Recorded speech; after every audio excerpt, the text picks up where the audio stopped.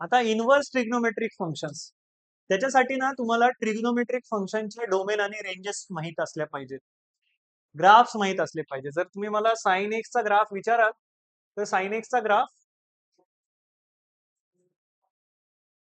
-1 to 1 मध्ये range करतो, माहिती आहे. आणि हे शिकलोय आपण आधी. नसेल शिकले तर शिकून घ्या पुन्हा YouTube वरून. ठीक आहे. कॉसेक्सचा ग्राफ कसा येईल?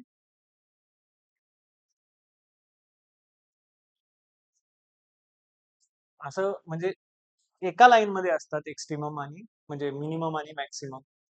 कॉसेक्सचा असा ग्राफ येईल. टॅन एक्सचा ग्राफ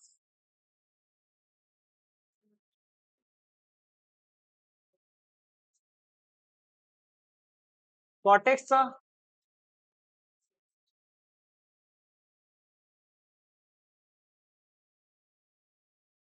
कॉटेक्स ते व्यवस्थित काढायचंय तुम्हाला, म्हणजे तर मी प्रत्येक ग्राफ व्यवस्थित दाखवत नाही कारण पुढे मला पुन्हा ड्रॉ करायला लागणार आहे.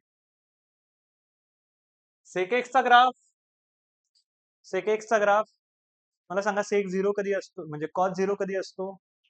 हे π/2 ला तो इन्फिनिटीला अप्रोच झाला पाहिजे.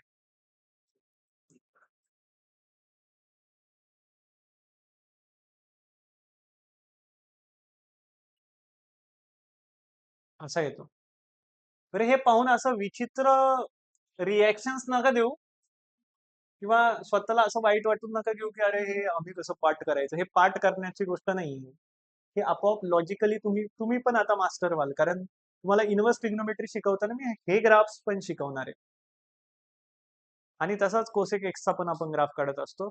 मला तुमच्या मनात भीती काय घालायची नाहीये. सगळ्यात पहिल्यांदा मला हे ग्राफ माहिती आहे, तुम्हाला पण माहिती असले पाहिजेत.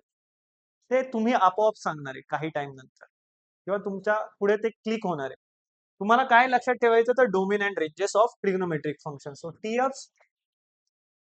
टीएफ्स अँड आयटीएफ्स, ट्रिग्नोमेट्रिक फंक्शनचे डोमेन आणि रेंजेस. मी तुमचं function trigonometric function y equal to F of x consider करतो.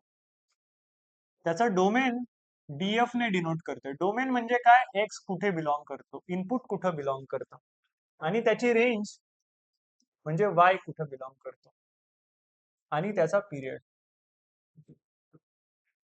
पिरियड काय त्याचा, बरोबर. आता trigonometric functions are periodic functions in nature because after certain interval they repeat their values. त्यांच्या व्हॅल्यूज आफ्टर सर्टन इंटरवलने ते रिपीट करतात. मग ह्या फंक्शनचे डोमेन आणि रेंजेस तुम्ही क्लास 11th मध्ये शिकता, आणि त्या तुम्हाला म्हणजे डोमेन आणि रेंजच्या व्हॅल्यूज किंवा जे काही आहे डोमेन अँड रेंजेस चा सेट लर्न करायचा आहे डायरेक्ट. आणि लर्न करण्यासाठी काही गोष्टी लक्षात पण ठेवायच्या आहेत. हे पहा, y equal to F of X मध्ये आपण सगळ्यात पहिल्यांदा साइन एक्स हे फंक्शन घेऊ, मग कॉस एक्स,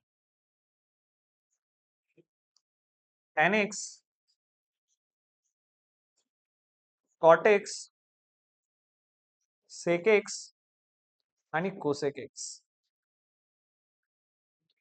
ह्यांचे डोमेन पाहिजेत. डोमेन काय? तर साइन एक्सच्या आतमध्ये जो एक्स दिसतोय ना, त्या एक्सच्या जागी जगभरातले सगळे रिअल अँगल्स अलाउड आहे. अरे अँगल पण नंबरच असतात ना, तर रिअल नंबर रेडियन मध्ये आपण कन्सिडर करत असतो. ठीक आहे ना. म्हणजे तुम्ही असं म्हणू शकता की domain of that sine x is real number, म्हणजे एक्सच्या जागी तुम्ही उद्या जाऊन 1,52,000 जरी टाकला तरी अलाउड आहे. साइन ऑफ 1,52,373 डिग्रीज चा पण साइन निघू शकतो. म्हणजे every value is allowed. Inside sine कोणताही रिअल नंबर टाका. साइन ऑफ 3 आयोटा नका काढू फक्त, because that is imaginary number. ठीक आहे. रिअल नंबर अलाउड आहे. तसंच कॉस एक्स मध्ये जो एक्स आहे ना, त्याच्या जागी सगळे रिअल नंबर टाकू शकतो. आणि एवढे सगळे रिअल नंबर 1,52,364 असा काहीतरी नंबर एक्सच्या जागी टाकताय, तरी या साइन एक्स आणि कॉस एक्स मध्ये या व्हॅल्यूज टाकल्यानंतर साइन एक्स आणि कॉस एक्स हा -1 आणि 1 मध्येच लाई करेल. म्हणजे त्याची जी येणारी ऍक्च्युअल व्हॅल्यू आहे, दॅट इज आउटपुट. तुम्ही इनपुट काही करा, कोणतेही रिअल नंबर टाका एक्सच्या जागी, वाय व्हॅल्यूज ज्या येतील ना तुम्हाला, वाय व्हॅल्यूज त्या ऑलवेज -1 to 1 या इंटरवल मध्ये लाई करत असते. एवढं डिटेल मी जात नाही बसणार, बट एवढं तुम्हाला माहित असायला पाहिजे. cos x ची रेंज -1 to 1. पिरियड नंतर पाहू, बरं पिरियड पण सोबतच पाहू. पिरियड इज 2π और 360 डिग्रीज. म्हणजे 2π नंतर तो ग्राफ आपल्याला सारखा सेमच नाचला, म्हणजे नाचल्यासारखा दिसतो. ठीक आहे ना, रिपीट होताना दिसतो. बरोबर, ठीक आहे. 2π नंतर सर्टन इंटरवल नंतर रिपीट होताना दिसतो ग्राफ आपल्याला. ह्याचा पण पिरियड 2π. tan x चा डोमेन. आता एक्सच्या जागी तुम्ही काही नाही टाकू शकत. ज्यावेळी तुम्ही एखादी मशीन बनवता त्यावेळी तुम्ही त्याच्यासाठी जे इनपुट देणार आहे ते व्यवस्थित दिले पाहिजेत. म्हणजे function is just like a machine, fruit juice mixer. ते कायमचंच माझं एक्झाम्पल आहे. हा, त्याच्यामध्ये तुम्ही दगडी जर टाकली तर दगडांचा ज्यूस नाही होणार आहे. ठीक आहे ना, म्हणजे तुमचं फंक्शन हे काय होईल, व्हॅनिश होईल. मशीन काय होईल, खराब होऊन जाईल ना. आता मी हे म्हणतोय की मशीन मध्ये जे इनपुट्स टाकताय तुम्ही, so you are taking care of inputs, आणि त्यालाच आपण म्हणतो की after taking care whatever the inputs you are chosen for well defined function. फंक्शनला वेल डिफाईन्ड ठेवण्यासाठी जे जे इनपुट्स तुम्ही टाकणार त्यांच्या सगळ्यांचा सेट म्हणजे डोमेन. आता तो जो डोमेन आहे किंवा तो जो सेट आहे तो ह्याच्यासाठी tan x साठी काय असायला पाहिजे, तर tan x हे फंक्शन वेल डिफाईन्ड राहिलं पाहिजे. आणि तुम्हाला माहिती आहे tan 90 degree is not defined. Well defined राहिलं पाहिजे. 90 डिग्रीवर नॉट डिफाईन्ड येते, म्हणजे 90 डिग्रीवरच येते असं नाही, ते ऑड मल्टिपल ऑफ 90 डिग्रीवर येते. म्हणजे 90 डिग्री म्हणजे π/2, odd multiple of π/2. Odd multiple of π/2 ला मॅथमॅटिकली तुम्ही म्हणाल 2n+1 into π/2 for all n as a integers. आणि त्याला लिहिताना असं म्हणेल की सगळे रिअल नंबर टाका बाबांनो, फक्त ऑड मल्टिपल ऑफ π/2 नका टाकू या एक्सच्या जागी, where your n is an integer. तर एवढं लिहायला जागाच नाही राहिली.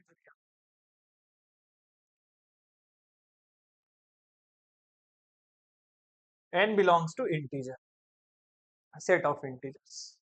आता कॉटेक्स, मला सांगा कॉटेक्स नॉट डिफाईन्ड कधी असेल, ज्यावेळी tan x 0 असेल. tan 0 कधी असतो, 0 डिग्रीला असतो, 180 डिग्रीला असतो, 360 ला असतो. बरोबर, म्हणजे 0 ला असतो, पाय ला असतो, 2π ला असतो, 3π ला असतो, -π ला असतो, -2π, -3π अँड सो ऑन. म्हणजे इंटेग्रल मल्टिपल ऑफ पाय असे ते सगळे angles, they are in the form of integral multiple of पाय. अशा अँगल्सवर तुमचा कॉट काय होणार आहे, नॉट डिफाईन्ड बनणार आहे, कारण त्या अँगल्सवर तुमचा टॅन हा 0 बनलाय. मग अशा अँगल्स मला नको, तर मी म्हणतोय सगळे रिअल अँगल्स टाका. कोणते सोडून, इंटेग्रल मल्टिपल्स ऑफ पाय वाले सोडून. मग काय इंटेग्रल मल्टिपल ऑफ पाय सोडून उरणारे काय अँगल्स असणार आहेत, ते कमी असणार आहेत का, ते इन्फानाइट असणार आहेत. रिअल नंबर पैकी आपण एवढेशे मायनस करतोय. सेक एक्स वेल डिफाईन्ड कधी राहील, ज्यावेळी कॉस एक्स 0 नसेल. कॉस एक्स 0 कधी असतो, π/2 वर. π/2 वर नाही, म्हणजे मला हे म्हणायचे π/2 वर नाही, π/2 च्या ऑड मल्टिपल वर. फक्त π/2 वर नाही.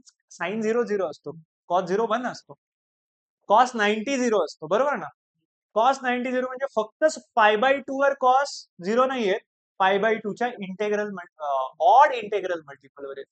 बरं, ऑड इंटेग्रल मल्टिपल म्हणजे काय, 2n+1 π/2. आणि साधी गोष्ट आहे, टॅन काय असतो, साइन बाय कॉस. सेक काय असतो, 1/cos. कॉस खाली दोघांच्या डिनॉमिनेटरला ना, आणि तो आपल्याला 0 नाही होऊन द्यायचा.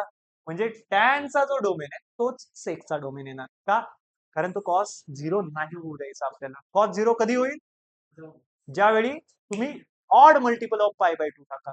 तर जे जे टॅनचा डोमेन आहे ना, किंवा जो टॅनचा डोमेन आहे तोच सेकचा डोमेन येईल. So r minus 2n+1 π/2 where n belongs to integer. बरं, रेंज बद्दल बोललोच नाही मी. तर टॅन टॅन म्हणतो तुम्ही जे काही टाकणार आहे सगळ्या व्हॅल्यू टाकणार आहे, तर मी म्हणजे टॅन जे आउटपुट देणार आहे ते सगळे देणार आहेत, सगळे रिअल नंबर येऊ शकतात.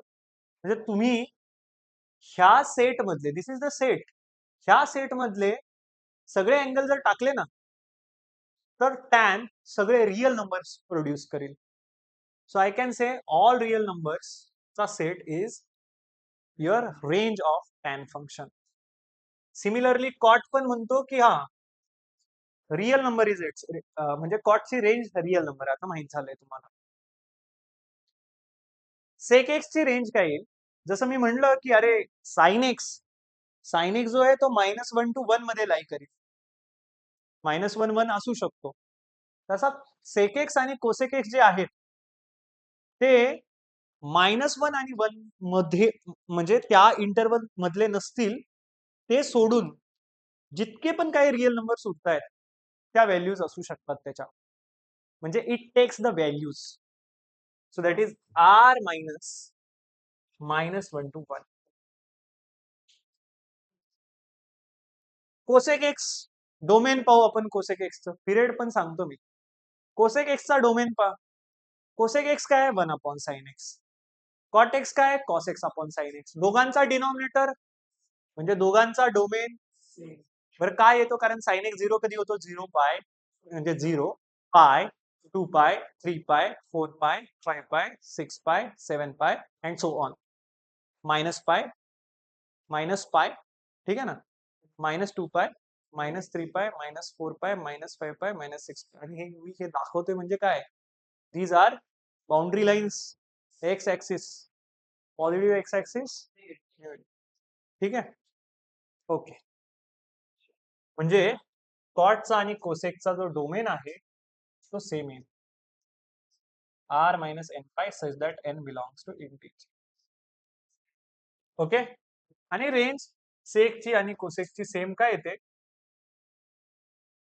त्याचं रिझन तुम्ही पाहिलंय तुमच्या 11वी, एवढं सांगत नाही बसणार आता. पिरियड पा, टॅनचा आणि कॉटचा पाय, सेकचा आणि कोसेकचा 2 पाय. म्हणजे मला हे सांगायचंय की साइन एक्स म्हणजे साइन, कोसाइन, सिकॅन्ट आणि कोसिकॅन्ट, म्हणजे साइन, कॉस, सेक आणि कोसेक या 4 ट्रिग्नोमेट्रिक फंक्शनचे पिरियड्स किंवा त्यांचा पिरियड 2 पाय किंवा 360 डिग्रीज असतो. आणि टॅन एक्स आणि कॉट एक्स किंवा tangent function and to tangent फंक्शनचे पिरियड असतात किंवा पिरियड असतो पाय और 180 डिग्रीज. ठीक आहे, इझी आहे आणि अंडरस्टँडेबल आहे का, की पाठ करायची गरज आहे, आता पाठ करायची गरज नाहीये. ठीक आहे, आता तुम्ही जर व्यवस्थित पाहिलं ना तर इनवर्स ट्रिग्नोमेट्रिक फंक्शन्स हा टॉपिक आता आपण म्हणजे स्टडी करणार आहे. तर ह्याच्यामध्ये इनवर्सचा संबंधच येत नाही खरं पाहिलं तर, कारण मी जर असं लिहितोय इनवर्स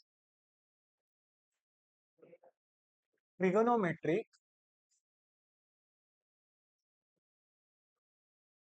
फंक्शन्स, तर इनवर्स फंक्शनची डेफिनेशन जशी मला क्लिक होतीये आणि ट्रिग्नोमेट्रिक फंक्शनची डेफिनेशन क्लिक होतीये, तर मी म्हणतोय ट्रिग्नोमेट्रिक फंक्शनचे सगळे ग्राफ्स पहा बरं तुम्ही. साइन एक्सचा ग्राफ पहा. फंक्शनचं इनवर्स एक्झिस्ट करण्यासाठी, जर फंक्शनचं इनवर्स एक्झिस्ट करत असेल तर त्याला इन्व्हर्टिबल फंक्शन म्हणतात. आणि फंक्शनचं इनवर्स एक्झिस्ट होण्यासाठी त्या फंक्शनने 1-1 असायला पाहिजे आणि ऑन टू असायला पाहिजे, बरोबर ना. तर असं एकही ट्रिग्नोमेट्रिक फंक्शन नाही की जे 1-1 आहे as well as onto. म्हणजे बायजेक्टिव्ह असायला पाहिजे फंक्शनने in order to exist the inverse. 1-1 म्हणजे injective and onto means surjective. So function should be bijective in order to exist its inverse. फंक्शनचं इनवर्स एक्झिस्ट करण्यासाठी. तर असं एकही ट्रिग्नोमेट्रिक फंक्शन नाहीये की जे बायजेक्टिव्ह आहे, म्हणजे 1-1 as well as onto. पण तरी पण इनवर्स का डिफाईन करतोय आपण, आणि इनवर्स कसा डिफाईन होईल, मग इनवर्स एक्झिस्ट कसा होईल. तर मग आपण एक चालाकी केली. काय केली चालाकी केली आपण, आपण म्हणलंय की आपण काय करूयात, त्या ग्राफचा ना एवढा एवढा पार्ट घेऊयात आणि मग तेवढ्या पार्टला कन्सिडर करून म्हणूयात की पहा आता हा जो पार्ट आहे हा 1-1 पण आहे ऑन टू पण आहे. मला काय म्हणायचं हे थोड्याच वेळात समजेल तुम्हाला. साइन एक्स साठी बोलून दाखवतो मी. साइन एक्सचा ग्राफ पहा.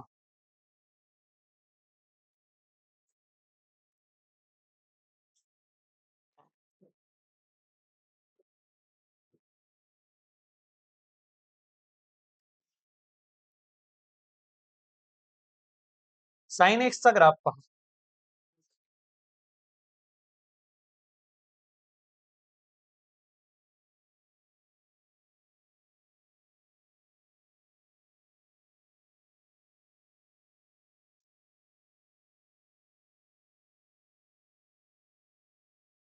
ठीक आहे, एवढं पण व्यवस्थित नाही आला, फ्लो मध्ये येऊन जातो. ओके. आता फंक्शनने बायजेक्टिव्ह असण्यासाठी किंवा वन वन असण्यासाठी, वन वन फंक्शन म्हणजे काय, एक इनपुट टाकाल तर एक आउटपुट येईल. समजतंय का? दोन इनपुट टाकाल तर वेगवेगळे दोन आउटपुट्स येतील. कळतंय का? वन वन मीन्स एक युनिक इनपुट साठी युनिक आउटपुट. मला सांगा, F of X equal to 5 किंवा F of X equal to X square हे बायजेक्टिव्ह फंक्शन आहे का? F of X equal to X square, X ची व्हॅल्यू 4 टाका, एफ ऑफ 4 काय येईल? 16. एक्स ची व्हॅल्यू -4 टाका, काय येईल व्हॅल्यू? 16. म्हणजे दोन वेगवेगळ्या इनपुटवर सेम आउटपुट आलंय.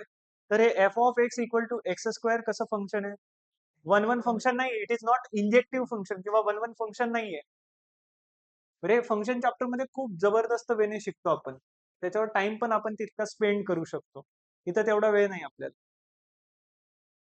मग असे फंक्शन्स की जे वन वन असतात ना, ते vertical line test, horizontal line test follow करतात, सॅटिस्फाय करतात. हॉरिझॉन्टल लाईन टेस्ट म्हणजे काय, तर त्या फंक्शनचा ग्राफ हॉरिझॉन्टल लाईनला ओनली वन पॉइंट ला कट करतो, वन पॉइंट मध्ये कट करतो. Okay, function is said to be one function if its graph cuts the horizontal line or horizontal line cuts the graph at only one point of intersection or at only one point. पण आता हा जर graph पाहिला ना, हा तर हजारो crore point वर कट करतोय, मग वन वन फंक्शन कसलं? अरे वन वन सांगायचा सिंपल वे कोणता? Sine 30 degree, sine 30 degree half, sine 150 degree half. One one आहे का? म्हणजे आफ्टर सर्टन इंटरवल ते रिपीट करतायत ना त्यांची व्हॅल्यू. तर मी मी सरळ एक शब्द म्हणेल, no trigonometric function, no trigonometric function is one one. कोणतंही ट्रिग्नोमेट्रिक फंक्शन किंवा is one one as well as on किंवा बायजेक्टिव्ह. वन वन म्हणणं तर बरोबर आहे. ऑन टू म्हणजे काय? Range equal to codomain, range equal to codomain तर आहे. No trigonometric function is one one एवढंच बोलतोय. आणि फंक्शन जर वन वन नाही तर it's inverse does not exist. Function one one as well as onto असायला पाहिजे, वन वन तर नाहीये. तर ऑन टू चेक करण्यासाठी जातच नाही आपण, आपण म्हणतो की फंक्शनचं इनवर्स एक्झिस्ट होत नाहीये, फंक्शन इनव्हर्टिबल फंक्शन आहे. फंक्शन कसं आहे? इनव्हर्टिबल फंक्शन आहे. बरं, मग आपण काय करतो माहितीये, साइन 0 0 असतो, साइन π/2 असतो 1, sine pi 0, sine 3π/2 -1, sine 2π 0, sine -π/2 -1, sine -π 0, sine -3π/2 1, sine -2π 0. आपण काय करतो माहितीये,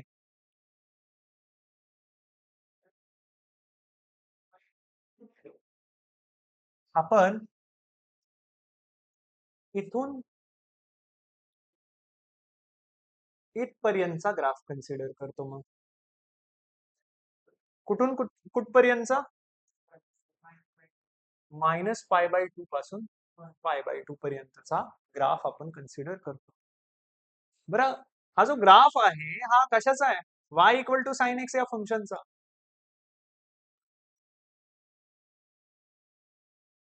आणि हे फंक्शन आधी तर म्हणलं no trigonometric function is one one, but for domain of that sine as close interval of -π/2 to π/2 म्हणजे अँगल जर तुम्ही -π/2 टू π/2 म्हणजे तुमचा एक्स जर बिलॉंग करत असेल या कोणत्या लाईनला, पिंक लाईनला, म्हणजे your domain is what minus close interval of -π/2 to π/2 आणि तुमची रेंज त्या केसमध्ये काय येणार आहे, -1 to 1.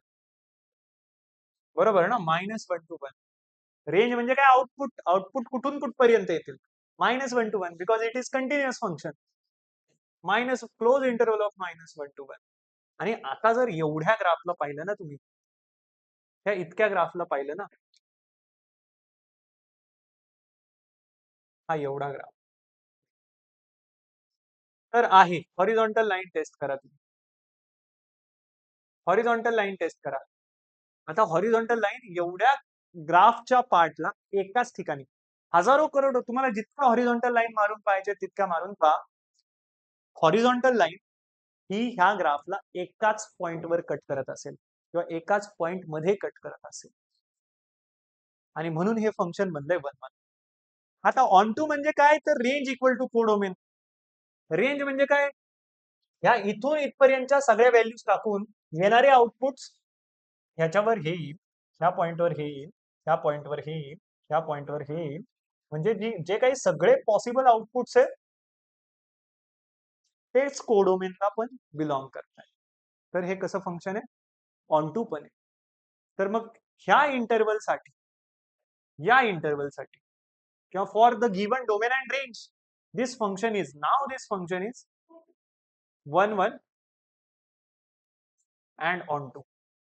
आता हे फंक्शन 1 1 आणि ऑन टू बनलं आणि म्हणून मी म्हणतोय की इट इज किंवा इट्स इनवर्स एक्झिस्ट, त्याचा इनवर्स एक्झिस्ट करतो. आता इनवर्स एक्झिस्ट करत असेल तर मग काय, तर मला पुन्हा हे सांगावं लागणार तुम्हाला की y इक्वल टू f(x) असं जर तुमच्याकडे फंक्शन असेल आणि हे function 1 1 as well as onto असेल, म्हणजे बायजेक्टिव्ह असेल तर त्याचा इनवर्स एक्झिस्ट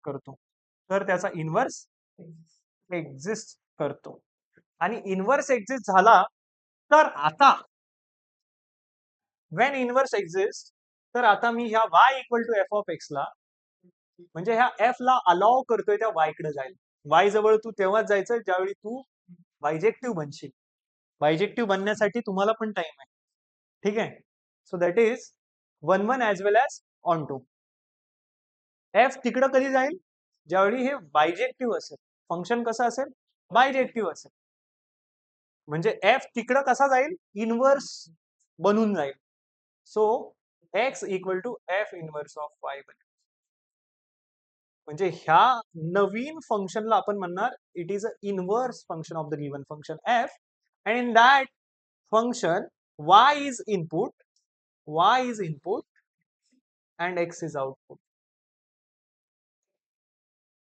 म्हणजे हे जे फंक्शन आहे, आता ह्याला मी असं लिहितो, साइन इनवर्स, पहा आता तुम्हाला हे पण सांगावं लागणार, आय डोंट नो की एफ नावाचं फंक्शन जर त्याचा डोमेन ए आणि रेंज कोडोमेन बी असेल तर एफ इनवर्स हे फंक्शन जे असतं ना, त्याचं डोमेन बी आणि रेंज ए असते, बरोबर. तर sine inverse is defined from -1 to 1 to -π/2 π/2, आणि हे सगळं 11वीत शिकवलं जातं एकदम डिटेल्ड वे मध्ये. ह्याचा अर्थ आता तुम्ही म्हणा की तुमचा इनवर्स, तुम्ही ट्रिग्नोमेट्रिक फंक्शनचा इनवर्स एक्झिस्ट करतो असं कधी बोलू शकता, या पर्टिक्युलर केससाठी. कारण असे पण काही इंटरवल्स आपण पाहिले की ज्याच्यामध्ये आपलं दिलेलं फंक्शन हे कसं आहे, इन्व्हर्टिबल आहे. ते इंटरवल आपण स्टडीसाठी काय केले, साईडला घेतले, आणि एक मेन इंटरवल आपण घेतला साइन फंक्शन साठी -π/2 पासून π/2 पर्यंतचा, आणि त्या इंटरवलवर आपण पाहिलं आपल्या फंक्शनचा ग्राफ, तर 1 1 as well as onto आहे. म्हणजे त्या इंटरव्हलवरच साईनचा इन्व्हर्स एक्झिस्ट करतो, अदरवाईज नॉट. मग आता तुम्ही म्हणाल की हा your function y equal to, नाव corresponding to this your function y equal to sine inverse of x. म्हणजे आता तुम्ही एक्सच्या जागी काय टाकणार, एक्सच्या जागी हे टाकणार आणि वायच्या जागी काय टाकणार, टाकणार नाही, y येणार अँगल्स. म्हणजे तुम्ही y equal to sine X मध्ये इथं काय टाकत होते, अँगल्स. तुम्हाला काय मिळत होते, तुम्हाला व्हॅल्यूज मिळत होत्या. काय मिळत होत्या तुम्हाला, व्हॅल्यूज. आता तुम्ही sine inverse y equal to sine inverse of X ज्यावेळी मी लिहील त्यावेळी तुम्हाला इथं काय टाकायचं, एक्सच्या जागी व्हॅल्यूज, आणि तुम्हाला काय मिळणार आहे, अँगल्स. व्हॅल्यूज कुठून कुठपर्यंतच्या टाकाल, -1 पासून 1 पर्यंतच्या. अँगल्स कुठून कुठपर्यंतचे मिळतील, -π/2 π/2 पर्यंतचे. समजतंय का? So that's it. बाकीचं नंतर पाहू आपण.